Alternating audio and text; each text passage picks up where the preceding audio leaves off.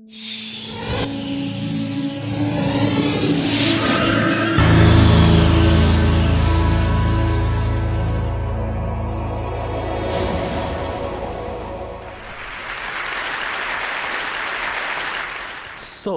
what does the happiest man in the world look like?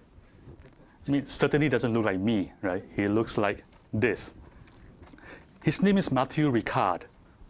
So, how do you get to be the happiest man in the world? Well, it turns out there is a way to measure happiness in the brain.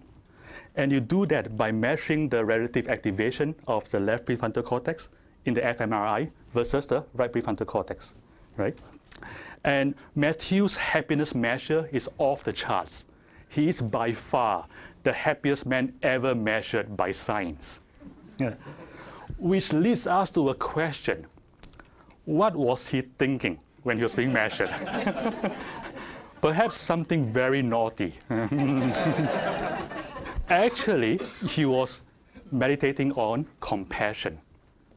Matthew's own experience is that compassion is the happiest state ever. Reading about Matthew was one of the pivotal moments of my life. My dream is to create the conditions for world peace in my lifetime. And to do that by creating the conditions for inner peace and compassion on a global scale. And learning about Matthew gave me a new angle to look at my work. Matthew's brain scan shows that compassion is not a chore.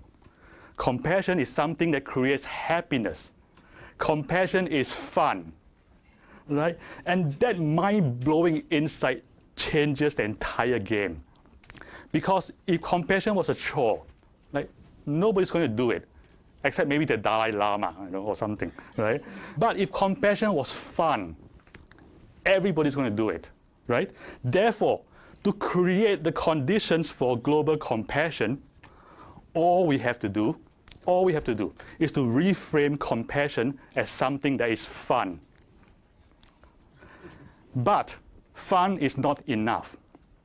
What if compassion is also